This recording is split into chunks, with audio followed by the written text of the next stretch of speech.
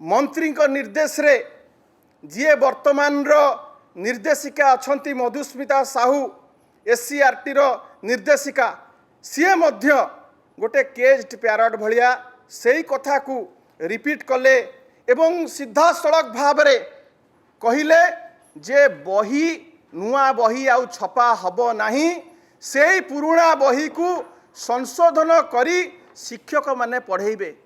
शिक्षक माने कौन तुम गुलाम? शिक्षक मानक प्रति आपणकर ये मानसिकता कौन पाई रही? शिक्षक माने सबु समय रे आपण शिक्षक मानक ऊपर एभली मानसिक चाप कहीं पकाउछंती? शिक्षक माने ऑलरेडी एसआईआर रे जो भली भाव में आपण कार्य रे लगेइछंती से माने मानसिक चाप देकी वर्तमान गति करुछंती। ता ऊपर ए भलिका जो टिप्पणी आपण देले कहा निर्देश रे देले कहा को घंट घोड़िया को एससीईआरटी अध्यक्ष चाहूथिले एवं तांकु काहेकि वर्तमान सुधा तदंत परिसरभुक्त करा जाई नाही एवं जो माने ये जो घटना रे ये जो विभ्राट रे संपृक्त अछंती एमाने समस्ते गोटे देशद्रोहर काम करिचंती। They should be booked under sedition charges. ये आपण गतकाली आमे देखिलु 3 जण 4 जण को आपण तलतलिया ऑफिसर से पूर्वतन जे निर्देशक थिले एवं किछि असिस्टेंट डायरेक्टर मानकू आपण खाली तांको विरुद्ध रे कार्यानुष्ठान करी नेकिना ताको निलंबन कर देकी आपण केरांडी धरिकी बालिया को खसई देवा को बसिचंती। बर्दाश्त करा जीव नाही। जेते पर्यंत मुख्य अभियुक्त जो माने ए कार्य रे संपृक्त एवं जड़र शेष पर्यंत न जाइचंती इन्वेस्टिगेशन हेनी एवं दोषी को दंड मिली नाही बिजु जनता दल चुप बसिबो नाही। आमे केवल विरोध पाई विरोध करूना आमे सरकार को सफिशिएंट समय मध्य देलु एवं गोटे तदंत कमिटी उपरे आमे वाच रखिथिलु किंतु आमे देखिलु ये सरकार केबे भी गोटे उचित गोटे राइट डायरेक्शन रे ये जाऊ नाही।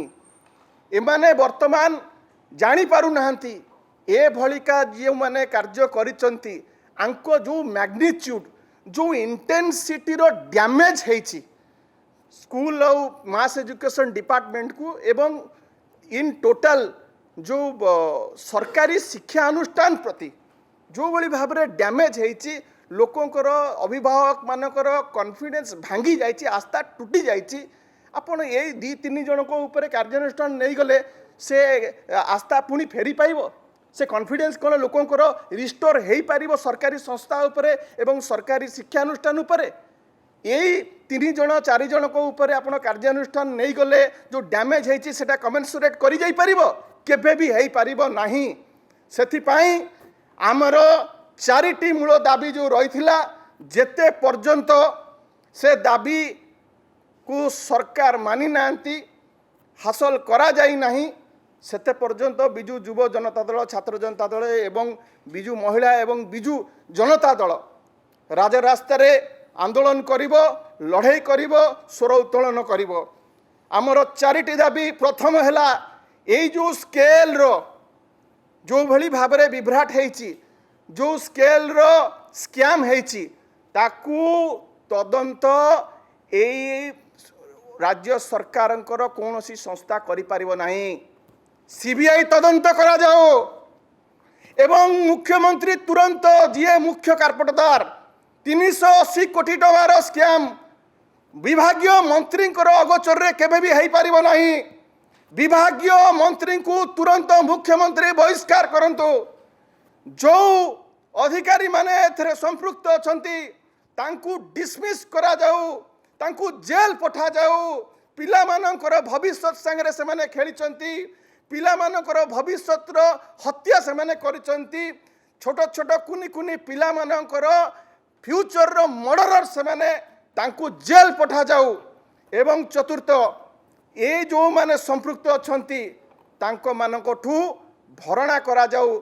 आर्थिक भाव में ओडिशा गवर्नमेंट स्कूल आउ मास एजुकेशन डिपार्टमेंट जो फाइनेंशियल लॉस करिछि ताकू एई जो माने संपृक्त अछंती तांकर संपत्ति को बाज्याप्त करी कन्फिस्केट करी तांकोठू आदाय करा जाऊ ये हार्ड ऑन टैक्स पेयर्स मनी नचेत 48 घंटार समय दिया गला आसंता 48 घंटा भितर जति सरकार आम दाबी न मानती ताहले बिजु युव जनता दल बिजु छात्र जनता दल 48 घंटा परे आंदोलन को ओह्लैब राजरास्ता को ओह्लैब एवं तार आंदोलन को तीव्र तीव्रतर करिब ओडिशा व्यापी आंदोलन हब। जदि आपनकु आम भिडियोटी भल लागिला तेबे आम चैनल को लाइक शेयर सब्सक्राइब करने को जमा भी भूलंतु नहीं।